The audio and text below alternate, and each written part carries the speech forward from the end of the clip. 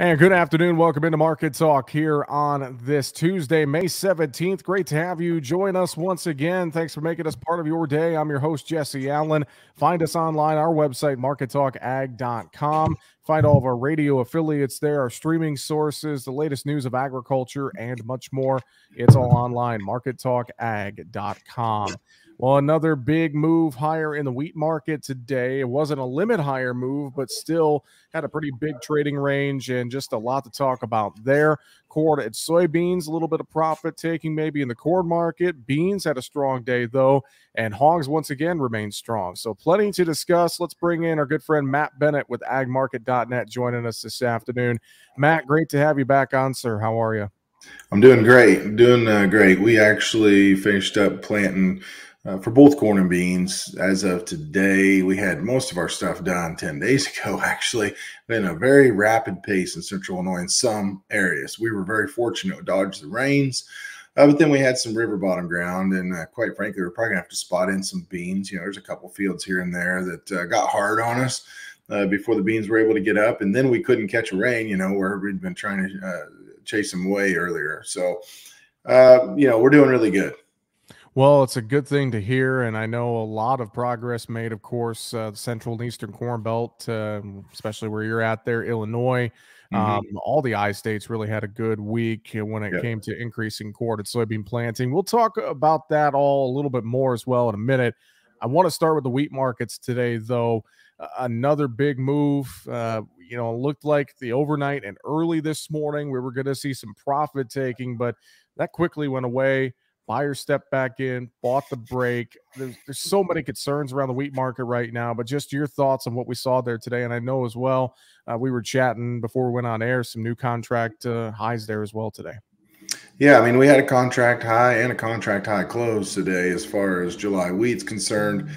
July wheat started out a little higher. Of course, conditions of 28% good to excellent weren't very good yesterday afternoon. Made some progress planning. But the thing is that you come in here on the weekend and you hear that India is not going to be putting any wheat out on the world market is what the rumor was. Now they come back and said, hey, we could do something between countries. So sometimes talk is cheap, but regardless, there's no question that there's a lot of angst, a lot of frustration, a lot of worry, if you will, in the world about letting go of your own supplies. I mean, it's almost like people may have to hoard stuff. I made a joke on Twitter that Egypt needs to bring Joseph back, from the Bible because he kept 7 years of grain or whatever. I mean, that's kind of the mentality that we're seeing here. And so, you come in Sunday night and the market's up 70 cents right off the bat. You back off, but it's still closed up the limit, and so you had a really good move and then started out with a little bit of strength, but then, all of a sudden we turned back around and the market was all the way down to $12. 12 held, and then we ended up closing stronger on the day. So I think a lot of folks are looking at this wheat market, and even corn didn't have a great day, but a lot of people are looking at both wheat and corn. From what I'm hearing, as any sort of pullbacks are being met with a fair amount of buying, just because people want to get ownership of these feed grains due to the originators' worry, once again, angst about how many bushels they're going to be able to get a hold of. It's not just here in the U.S. It's in a lot of places around the world right now. Well, I know as well, just looking at all these contracts, it's not just one. I mean, Chicago, Kansas City, Minneapolis wheat, all moving higher. They all have some of their own concerns. I know we have that Wheat Quality Council tour going on in Kansas right now, seeing some good, but mostly rough wheat there. The planting delays with spring wheat. I even know some spring wheat contracts put a 14 on the board here at one point today. So it doesn't seem like it's just one. It's all three classes that are finding just this impressive strength here to start the week. For sure. The bottom line is that in totality, your wheat situation is much tighter, both domestically and worldwide. We continue to clamp down. Who knows what the total world situation is because we don't know how much wheat is truly in China. So you can say the same thing as far as corn's concerned, but we do know that we continue to see lower carryouts. For years, the U.S. ran a 50% plus stocks to use ratio, and now you're looking at a sub 30. And I mean, that's a pretty big change from, being able to have half the crop left over when SEP 1 rolls around.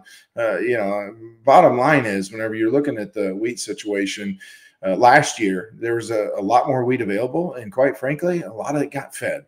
We had a fair amount of what you would call cheap feed wheat, and that certainly kept corn prices from just exploding at times whenever people thought that we weren't going to have maybe near as big a crop. I mean, it is a big crop still, all-time record, but a lot of folks thought 180 plus, and then you start scaling back from it. I tell you what, you throw some cheap feed wheat and some rations, and it kind of keeps a lid on things. You just don't have cheap feed wheat this year.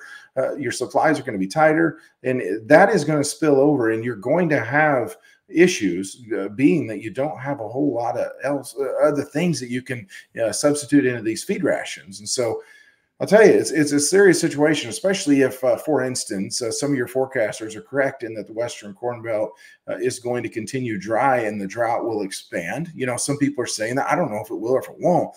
But I can sure tell you that if I'm a producer and I don't feel good about my production, I don't think I'm going to get overzealous on sales this early in the ball game, especially if I'm trending in the dry direction. So there's a lot that can happen over the next several weeks here. Very true, Matt. I want to circle back to planting progress and talk a little more on the corn and soybean markets. As of Sunday, 49% planted corn nationwide, 30% soybeans. So definitely a big uptick there. Maybe not as much as some people hoped to see on that report, but still a big uptick.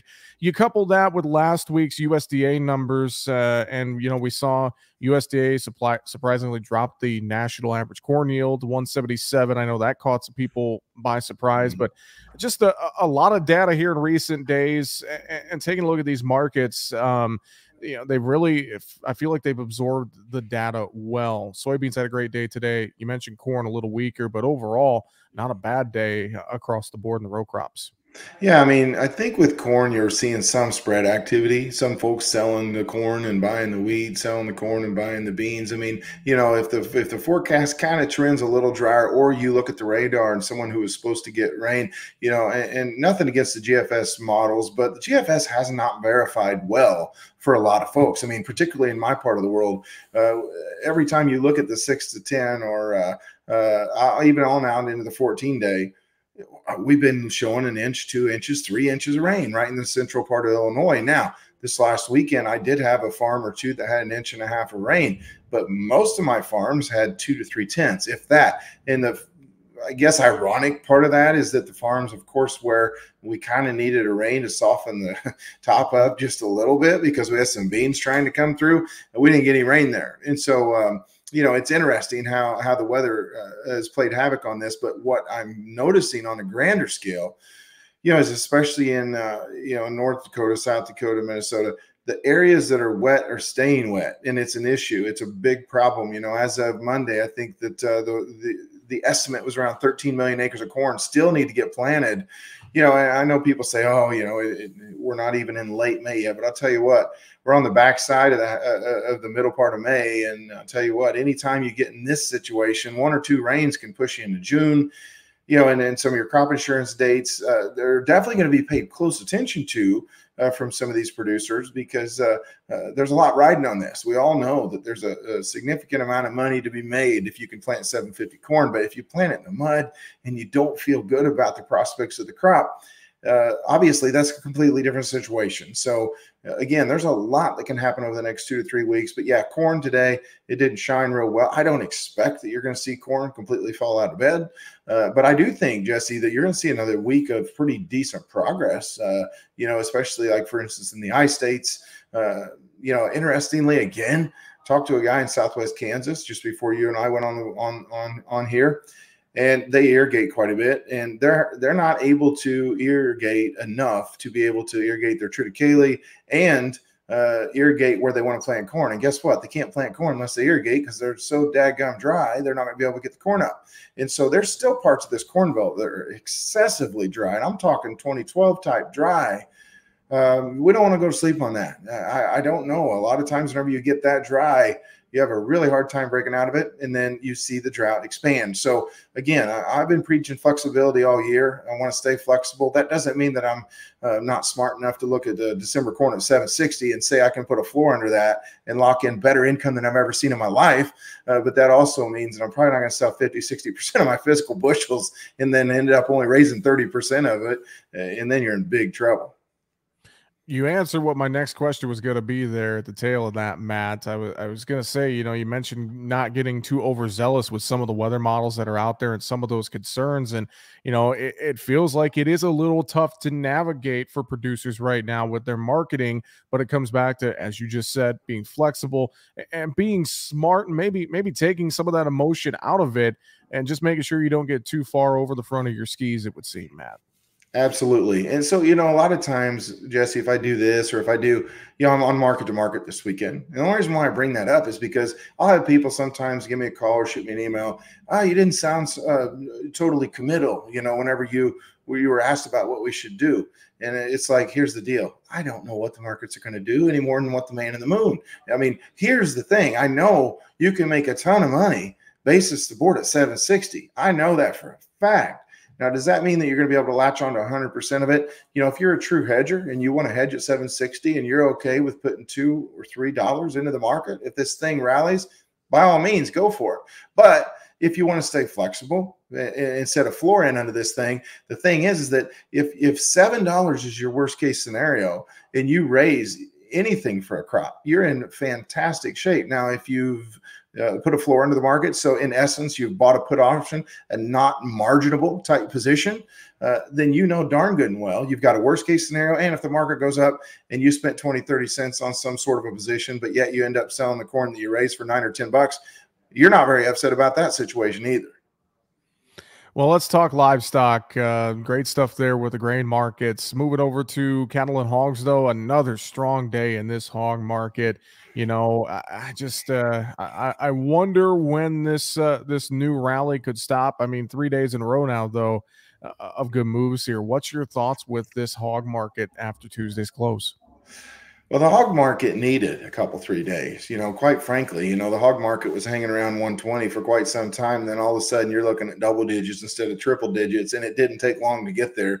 This hog market just bludgeoned by exodus of money out of the market. But then I think a lot of folks sit around and say, you know what, we're going right into the heart of the season when people like you and I like to grill. Now, yeah, I probably would rather have a T-bone steak, but I'll tell you what, it's hard to beat a good pork chop too. And so it's grilling season. It's that time of year whenever demand's good. We've still got strong demand around the world. Yes, this China situation has been a little scary, but I believe part of the reason the hogs have done a little bit better is, some of the rhetoric right now is that they're going to be able to loosen some of the COVID strategies, if you will, some of the protocols to try to get people loosened up as far as the restrictions that they're under. And if that's the case, we know if there's one thing we really know about the Chinese appetite is that they love eating pork chops. And so, with the last several years, I mean, they've just been huge consumers of pork. And so I've got to think that that's certainly a trend that's going to continue. Once they're able to get back to life as normal, there's no question in my mind that you're going to see really strong demand there. So I think maybe it was just a little bit too much too quickly whenever you drop the hog market 20 plus bucks. But you're looking at 107. Is that a good fair price for the time being? Yeah, probably. I mean, quite frankly, I don't know if we get back to 120. If we do, I mean, I'd probably be hedging some risk off there if I was in the business of selling hogs. But I don't know that we get there again, at least not right away. Cattle market, fats and feeders, only down a little bit today. To me, this market feels a bit choppy to start this week, Matt. Does it feel that way to you?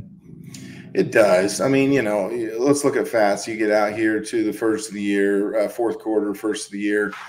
You're looking at 147, 150, 154. Jesse, I'm telling you what, my personal opinion is that this cattle market is going to see significantly higher prices than what you see on those deferred months because there's been a fair amount of cattle that have been actually slaughtered early. There's been some pound cows slaughtered. And I think that your numbers, whenever you get out towards the end of the year, are going to be significantly different than what you see now.